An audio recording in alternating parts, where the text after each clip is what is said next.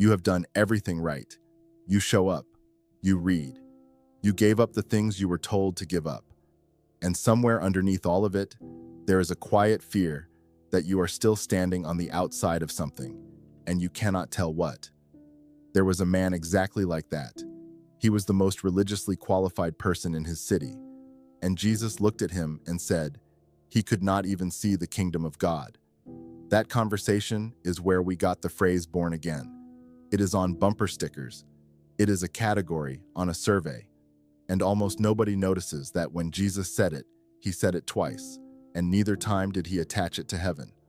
Both times he attached it to a kingdom. So here's what we are doing today. We are going to sit in that conversation, and we are going to find out why the most qualified man in Jerusalem could not see it.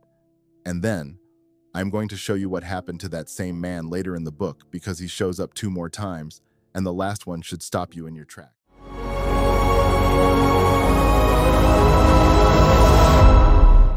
There was a man of the Pharisees, named Nicodemus, a ruler of the Jews. The same came to Jesus by night. Read that slowly, because the text is telling you his situation. A Pharisee, a ruler of the Jews, which means he sat on the council. This is a man with rank, with a reputation, and with everything to lose. And he comes at night, and listen to how he opens. Rabbi, we know that thou art a teacher come from God, for no man can do these miracles that thou doest, except God be with him. That is a careful sentence. He leads with a credential. He is a scholar, meeting another teacher, opening with an assessment. But Jesus does not answer the assessment. He does not thank him for the compliment. He answers something Nicodemus did not ask. Verily, verily, I say unto thee, except a man be born again, he cannot see the kingdom of God. Now watch the verb. He did not say enter. He said see. A man who has studied the scriptures his entire life is being told he cannot even perceive the thing Jesus came announcing. And notice what is missing from that sentence. There is nothing in it about heaven.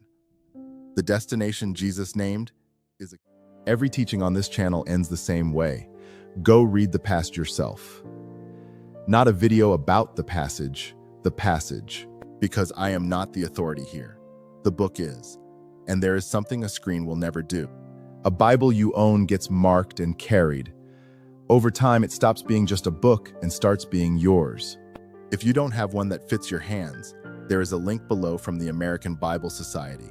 It supports this channel too. Get a Bible, then go read the passage. That was always the point. Nicodemus does what any of us would do. He takes it literally. How can a man be born when he is old? Can he enter the second time into his mother's womb and be born? But instead of softening it, Jesus raises the stakes. Except a man be born of water and of the Spirit, he cannot enter into the kingdom of God. First, he could not see it. Now he cannot enter it. Twice. Same destination both times. And here is where the conversation turns sharp. Jesus asks him this, Art thou a master of Israel, and knowest not these things? That is a rebuke for not knowing something that was already written, which means this was not new information. Go back to the prophets, and you will find water and spirit sitting in the same promise. Then will I sprinkle clean water upon you, and ye shall be clean, and I will put my spirit within you. Nicodemus had read that. Therefore, his problem was never access to the text. It was that he had spent his life mastering a system, and Jesus had just told him the entrance was not a system at all. Because think about how citizenship actually works. There are exactly 2 ways into any nation on earth. You apply, or you are born there. Every religion in the world is an application. Requirements, performance, review. And Jesus looks at the most successful applicant in Jerusalem and tells him, applications are not accepted here. Then he explains why it cannot be manufactured. The wind bloweth where it listeth, and thou hearest the sound thereof, but canst not tell whence it cometh, and whither it goeth. So is everyone that is born of the Spirit. You cannot schedule wind. And John says it again later with no room for confusion. Those who receive him were born, not of blood, nor of the will of the flesh, nor of the will of man, but of God. Not of the will of man, which is exactly why Nicodemus could not see it. Not because he was ignorant, because he was qualified, and qualification was never the door. Now the part I promised you. Nicodemus shows up twice more in this book.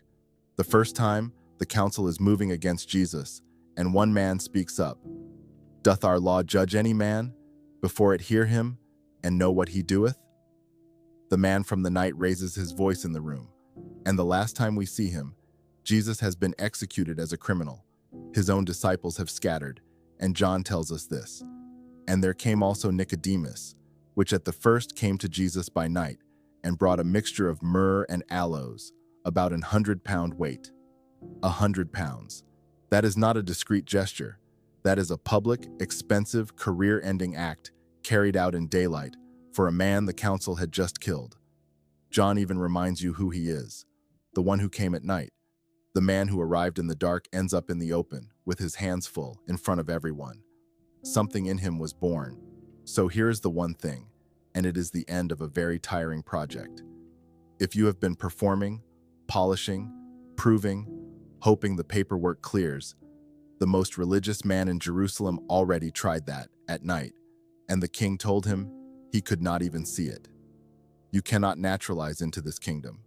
You can only be born into it, which means the empty hands you have been apologizing for are not the disqualification. They are the entrance. And you do not have to arrive in daylight the first time. Nicodemus did not. He came in the dark with his questions, holding on to his rank. He just came. Here is your next step. Read John chapter 3, verses 1 through 21. The whole conversation, not just verse 16, today, slowly, in one sitting. Count how many times the kingdom shows up in the most quoted chapter in the Bible. And if you are born into a kingdom, the obvious next question is how that government actually works and what its citizens live by. The king wrote that down himself on a hillside. We are walking through it line by line in a series called The King's Charter. If nobody ever told you born again was about a kingdom, that is exactly what we do here. Subscribe and let's seek first, together. We teach the kingdom here, verse by verse.